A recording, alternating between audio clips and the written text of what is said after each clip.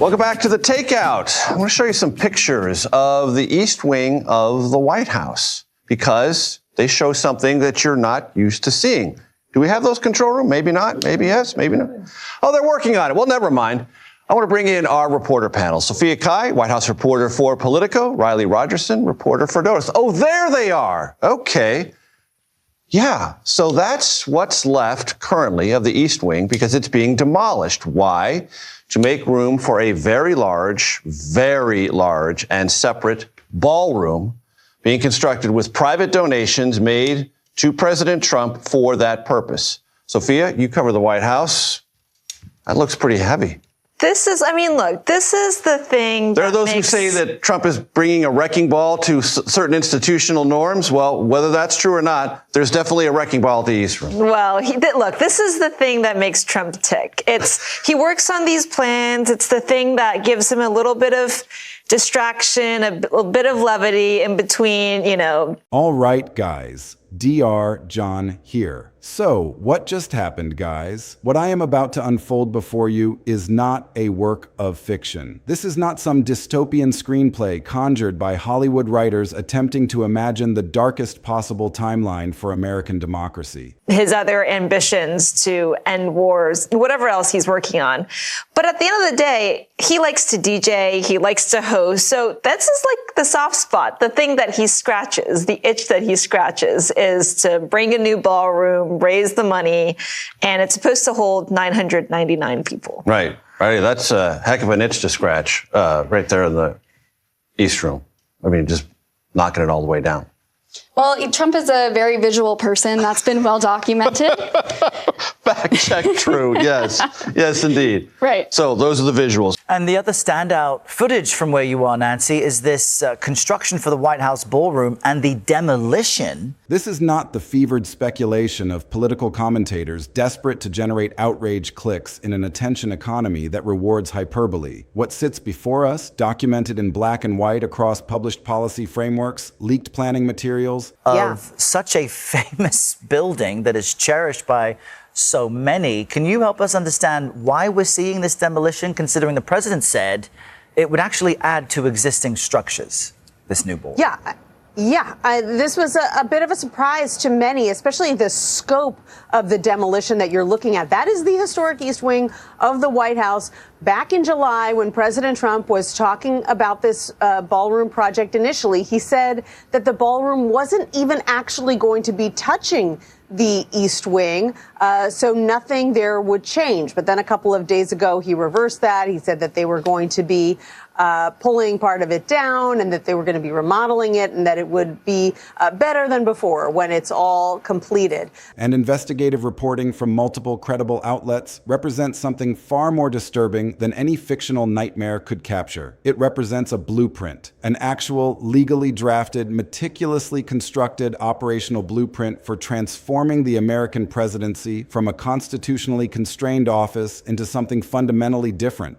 So, this project is moving very quickly, and there's definitely some confusion for outsiders about what exactly is staying and what exactly is going. But this is a project that the president insists is being funded by private donors to the tune of about $250 million, and that it is going to be a whopping 90,000 square feet, this ballroom, when it's completed, capable of holding about 1,000 people and rivaling the size of the White House itself.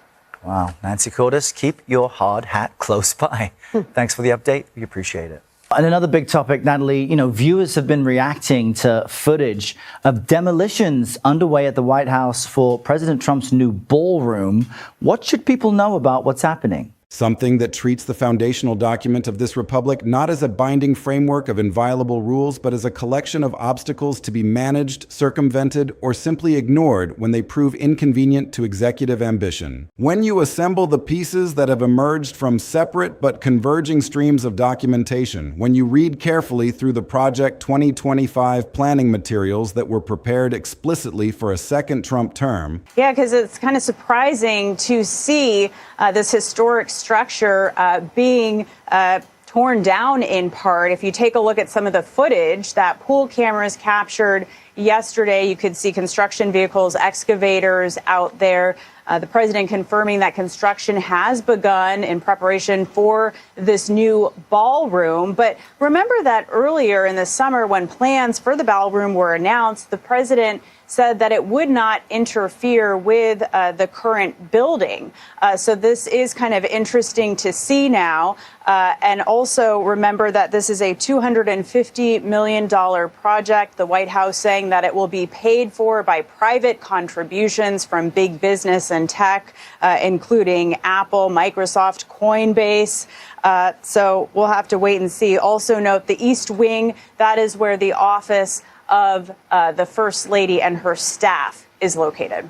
Just remarkable to see all of that. Natalie Brand with the latest. When you examine what Axios revealed about actual Insurrection Act proclamations drafted during the first Trump administration and shelved only because military leadership pushed back, and when you place all of that documentary evidence alongside what is already happening right now with the Iran war, a major military campaign being waged without a single congressional vote, without clear public legal justification, with the president claiming the unilateral right to continue fighting until he alone decides to stop, the picture that resolves into focus is not hypothetical at all. It is not speculative. It is a documented, sourced, and verifiable roadmap for a presidency that operates outside the constitutional guardrails that have constrained executive power since the founding. Legal scholars are describing what is already unfolding in Iran with language that should freeze the blood of anyone who understands what the Constitution actually requires. The ACLU has stated directly and without qualification that Trump has breached the Constitution by invading Iran without congressional authorization, emphasizing that Congress alone holds the power to declare war. Constitutional experts quoted across multiple outlets express profound skepticism that any legal authority exists to sustain a prolonged Iran war without legislative approval. And the posture Trump has adopted, claiming the right to continue military operations based solely on his own judgment and his own timeline, represents a constitutional framing that scholars describe as perhaps the most alarming dimension of the entire situation. Because this is not merely about one specific conflict in one specific theater. This is about establishing a precedent that any future president can initiate and sustain major military campaigns unilaterally, without congressional authorization, without meaningful institutional check, based purely on executive discretion. The officials who have seen the planning materials, who understand the legal architecture that Project 2025 was designed to construct, who recognize how the various components fit together into a comprehensive system, they are panicking, not because of what might theoretically happen in some distant future scenario. They are panicking because of what is already happening right now, and because the blueprint for what comes next is sitting there in published documents, available for anyone willing to read them carefully and honestly. The Iran war without congressional authorization is not an allegation or an interpretation. It is documented fact, reported by every major outlet covering the conflict. The ACLU's position that this constitutes a constitutional breach is documented and on the record. The Axios reporting about Insurrection Act proclamations drafted during the first Trump term, prepared and ready for signature before military leadership intervened, is documented reporting from a credible outlet. The Center for American Progress analysis of Project 2025 executive order templates that would invoke the Insurrection Act for domestic law enforcement purposes is based on actual published planning documents.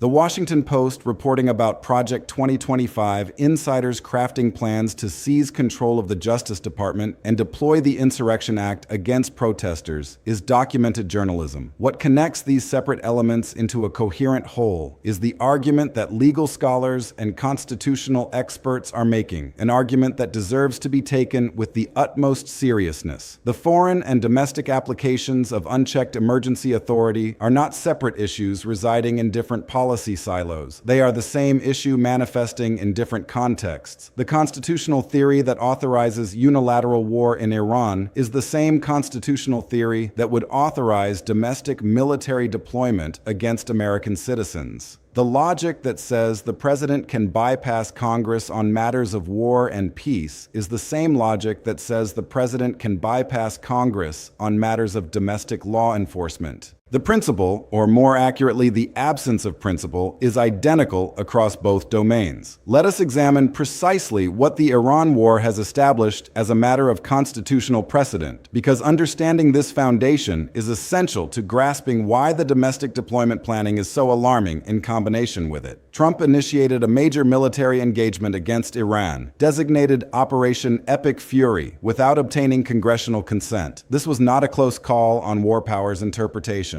This was not a gray area where reasonable legal minds might disagree about the boundaries of executive authority. This was a decision to launch sustained naval and air operations without going to Congress before the first missile left its launcher, without presenting a clear public legal justification for the authority under which the operation was authorized, and with a posture that claims the right to continue fighting based solely on presidential discretion. The ACLU's Christopher Anders stated the matter with crystalline clarity. Trump violated the Constitution by invading Iran because the Constitution is unambiguous about who holds the authority to declare war and commit American service members to battle, and that authority resides with Congress alone. Legal experts have expressed deep skepticism that any constitutional authority exists to sustain a prolonged Iran war without congressional authorization. The framing that Trump has adopted, asserting the right to continue military operations until he alone determines they should cease, represents a constitutional claim that scholars find deeply troubling. It is not simply about the wisdom or folly of this particular military action. It is about establishing the principle that presidential judgment can substitute for congressional authorization, that executive timeline can override legislative process, that the commander-in-chief power swallows the war declaration power entirely. If that principle stands unchallenged, if Congress fails to assert its constitutional authority through mechanisms like the War Powers Resolution, if courts decline to intervene, if the political process proves incapable of imposing meaningful constraint, then the precedent is established for every future president of either party. Any president can wage any war against any adversary based solely on their own assessment of national interest. The constitutional architecture that the founders designed specifically to prevent unilateral executive war-making will have been effectively nullified, not through formal amendment but through practice and acquiescence. Now consider the Insurrection Act dimension, because most Americans recognize the name of this statute without fully understanding what it actually permits and why its potential deployment for domestic political purposes is so specifically alarming. The Insurrection Act, passed in 1807, grants the president authority to deploy federal military forces within the United States under certain specified circumstances. These include suppressing rebellion, insurrection, or domestic violence, and enforcing federal laws or constitutional rights when state authorities are unable or unwilling to do so. The statute has been invoked historically in contexts like the Civil Rights era, when federal troops were deployed to enforce desegregation orders against state resistance. But Axios reported something that transforms this historical understanding into immediate concern. During the 2020 protests that followed George Floyd's death, Trump's aides actually drafted a proclamation that would have invoked the Insurrection Act to deploy active-duty military forces into American cities. This was not a theoretical discussion among policy advisors.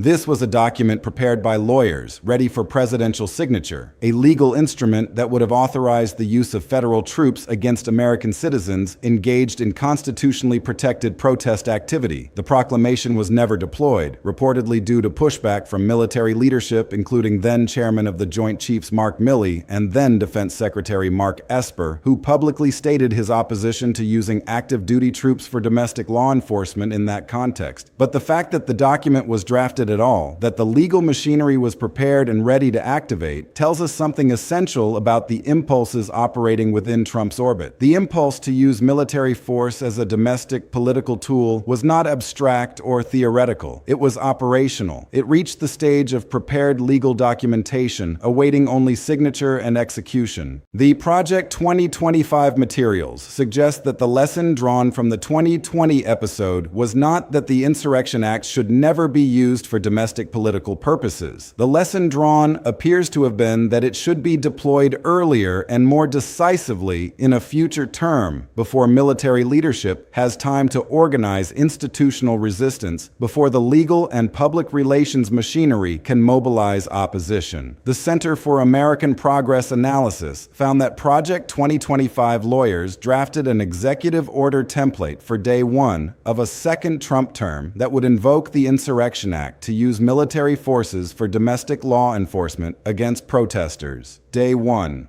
Not a response to a genuine emergency that emerged unexpectedly, not a reaction to a specific threat that state authorities proved incapable of handling. Day one, meaning the plan was to deploy the Insurrection Act preemptively as a governing tool, establishing from the very first day of the term that domestic dissent would be treated as a law enforcement matter subject to military response. The Washington Post reporting about Project 2025, insiders planning to use the Insurrection Act against Inauguration Day protesters falls into the same category, using the statute not for genuine insurrection suppression as the law contemplates, but for political management of domestic opposition. The distinction between emergency response to an actual crisis and preemptive deployment as a political instrument represents a constitutional line that the Insurrection Act was designed to maintain. The planning document suggests that line was something to be erased rather than respected. The Justice Department capture dimension provides the institutional mechanism that makes everything else sustainable. The Project 2025 materials include specific plans for seizing tighter control over the Justice Department, restructuring chains of command to ensure that career officials who might resist legally problematic directives can be overridden or removed by political appointees who will follow administration direction without question. The significance of this restructuring, when considered alongside the War Powers and Insurrection Act dimensions, cannot be overstated. The Justice Department is the institution constitutionally responsible for prosecuting violations of federal law. It is the institution that would normally investigate and pursue exactly the kinds of constitutional violations that unauthorized war-making and improper domestic military deployment represent.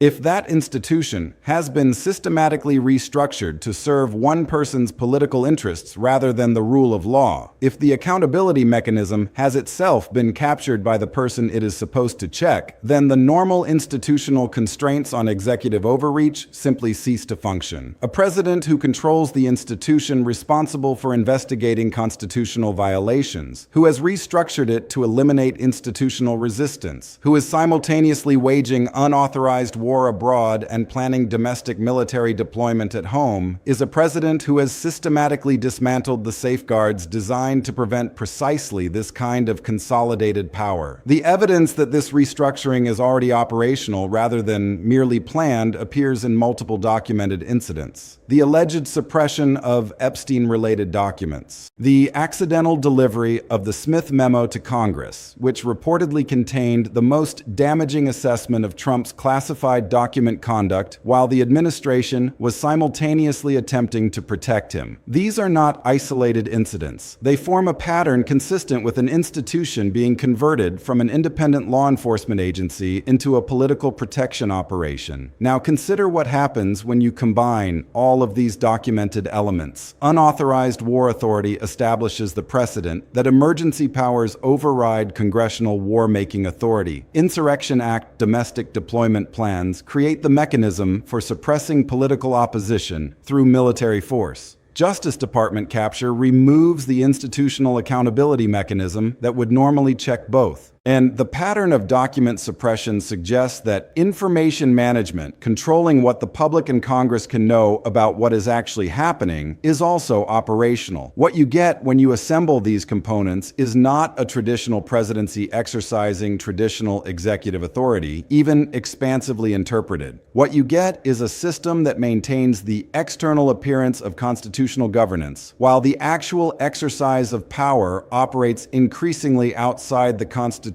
constraints that are supposed to give those appearances meaning. Elections still occur, courts still issue rulings, Congress still meets and debates, but the substantive constraints these institutions are supposed to impose have been systematically hollowed out. Legal scholars describing this trajectory as treating the Constitution as a suggestion rather than a rule are not engaging in hyperbole. They are identifying a specific and documented pattern from the Iran war precedent through the Insurrection Act planning through the Justice Department restructuring that describes a system of governance constitutionally hollow even while constitutionally costumed. The officials who are panicking about these developments are not coming from the ranks of Trump's perennial political opponents. They are coming from people who understand the specific institutional and constitutional mechanics of what the planning documents describe, and who recognize that the conditions for implementing those plans are closer to being fully in place than most of the public comprehends. Former military leaders who pushed back against Insurrection Act deployment in 2020 are alarmed because they understand how close it came then, and because the personnel changes since 2020 have systematically removed many of the institutional resistors who were present before. Constitutional law scholars are alarmed because the Iran war has established in operational practice, not merely in legal theory, that a president can wage major military campaigns without congressional authorization and face no binding institutional consequence. Former intelligence and national security officials are alarmed because the combination of unauthorized military authority and domestic deployment authority in the hands of a president whose classified document conduct raises profound counterintelligence concerns creates governance risks that are genuinely without historical precedent. This alarm is not performative. It is the response of professionals who understand what these documents actually mean and who can see the growing gap between where constitutional limits are supposed to be and where they actually reside in current practice. The Iran war without congressional authorization is not simply a war powers violation to be debated in law review articles. It is the operational demonstration of the constitutional theory that makes everything else in the Project 2025 blueprint possible. By waging a major military campaign without congressional authorization and claiming the right to continue it based solely on his own determination, Trump has established in practice that emergency executive authority overrides congressional war-making power. That practical precedent is the constitutional foundation upon which Insurrection Act domestic deployment, Justice Department capture, and every other element of the emergency power governance model rests. If the Iran precedent stands unchallenged,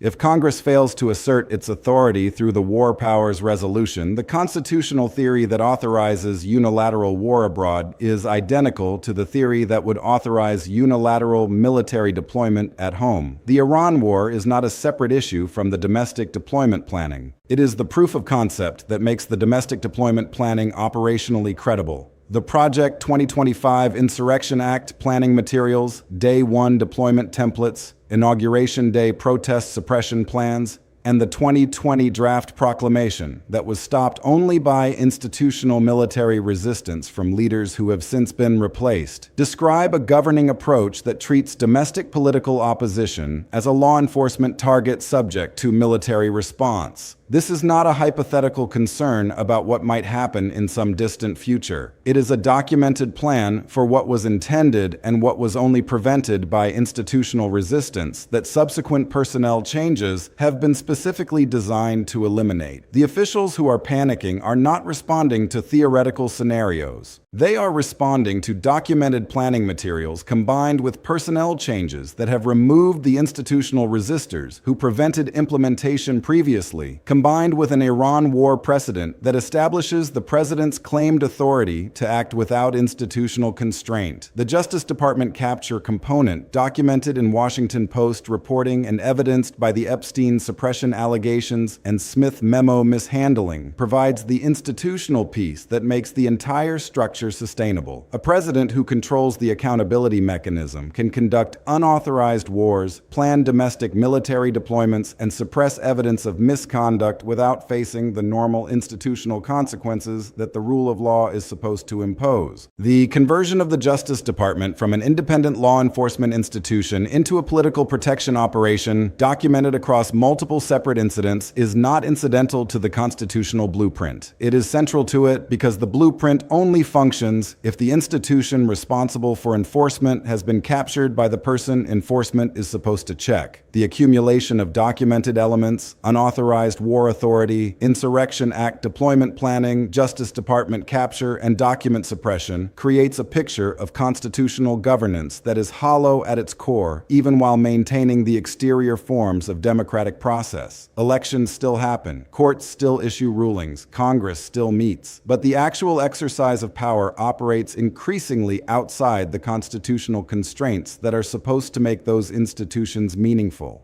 The officials sounding the alarm are not concerned about any single element in isolation. They are alarmed by the combination, by the specific way these elements interact and reinforce each other, and by the documented evidence that the conditions for implementing the full blueprint are closer to being in place than at any previous moment in American history. Trump launched a major military campaign against Iran without congressional authorization, claiming the right to continue it until he alone chooses to stop, establishing in practice that emergency executive authority overrides constitutional war-making power. Project 2025 lawyers drafted Day 1 executive order templates invoking the Insurrection Act for domestic military deployment against protesters. Axios documented that an actual Insurrection Act proclamation was drafted during Trump's first term and stopped only by institutional military resistance from leaders who have since been replaced. The Washington Post reported plans to seize tighter Justice Department control and use the Insurrection Act against Inauguration Day protesters. The same Justice Department implementing these plans faces accusations of suppressing evidence and mishandling the most damaging document about Trump's classified conduct. Legal scholars warn the Iran war has already pushed past constitutional boundaries. The ACLU calls it a constitutional breach. Officials who understand the specific mechanics of these planning documents are panicking because the combination of unauthorized war authority, domestic deployment planning, and Justice Department capture describes not a single act of executive overreach, but a system designed to make constitutional limits optional for the person at the top. The nightmare is not hypothetical. It is documented, sourced, and already partially operational.